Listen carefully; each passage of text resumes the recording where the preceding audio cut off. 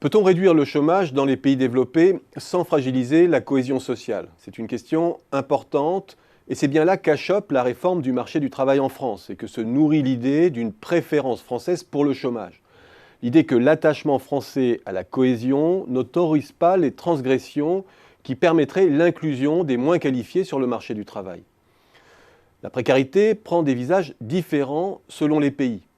Et elle n'a pas nécessairement besoin de grandes réformes. De plus en plus, c'est l'auto-entrepreneuriat qui fait office d'outil de flexibilisation et qui permet de faire basculer une frange de la population dans le droit commercial et en fait dans un droit simplifié et appauvri.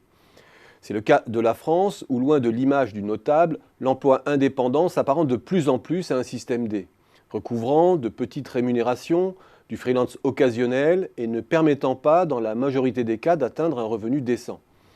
C'est le cas du Royaume-Uni aussi, où 2/3 des emplois créés entre 2008 et 2014 l'ont été sous le statut d'auto-entrepreneur, nombre de cadres basculant sous ce statut.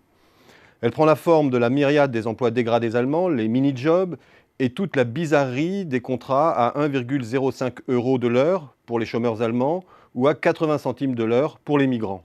Et l'on pourrait encore évoquer les formes diverses et variées d'emplois temporaires. Difficile pour autant de mettre une statistique rigoureuse derrière tous ces phénomènes. Certains de ces jobs sont des jobs d'appoint, cumulés à un emploi salarié standard, d'autres sont des activités principales.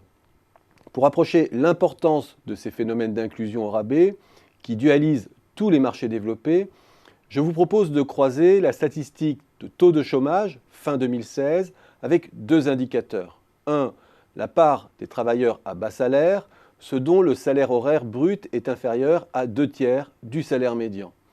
Et 2, la part des personnes travaillant sur des temps partiels courts, inférieurs à 20 heures hebdomadaires. Que montre le premier graphique? Il confirme d'abord que la prolifération de contrats dérogatoires joue un rôle décisif dans la résorption du chômage d'un certain nombre de pays européens, et pas des moindres. Parmi les pays européens qui sont sous le seuil des 5-6% de chômage, on observe une proportion de travailleurs pauvres particulièrement élevée en Allemagne, 22,8% de l'emploi appartenant à cette catégorie. Au Royaume-Uni, avec 21,3%, aux Pays-Bas, 18,5%, ou en Autriche, 14,8%, très nettement au-dessus de la France, avec 8,8% de travailleurs pauvres. Avec des poussées populistes aussi qui peuvent paraître paradoxales à la vue du taux de chômage, mais non de la dualité que recouvre le plein emploi de façade. Le cadran, en bas à gauche, nous montre cependant que certains pays parviennent à contenir leur chômage sans sacrifier la cohésion à l'excès. Il s'agit sans surprise des pays d'Europe du Nord, si je fais exception du cas particulier de la Suisse. Mais cela a un coût social important, on le sait.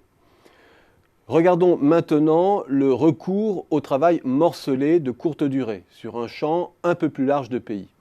Ce que montre ce graphique, c'est que presque tous les pays à faible taux de chômage recourent massivement au temps partiel court, au morcellement de l'emploi donc, une façon d'augmenter le contenu en emploi de la croissance qui dualise aussi le marché du travail.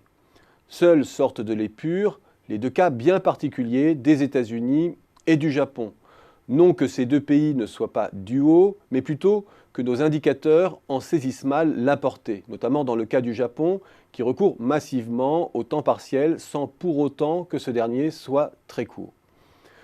Bref, ces deux indicateurs confirment bien le fait qu'il existe un trade-off entre cohésion et chômage. Les pays proches du plein emploi obtiennent ce résultat soit sur la base d'un salaire dégradé, soit sur la base d'un travail plus fragmenté, ou bien les deux. Pas de miracle. L'insertion des moins qualifiés est une inclusion au rabais. Et c'est toute la difficulté pour un président qui veut révolutionner le marché du travail sans fragiliser la cohésion. L'imitation des autres ne suffira pas.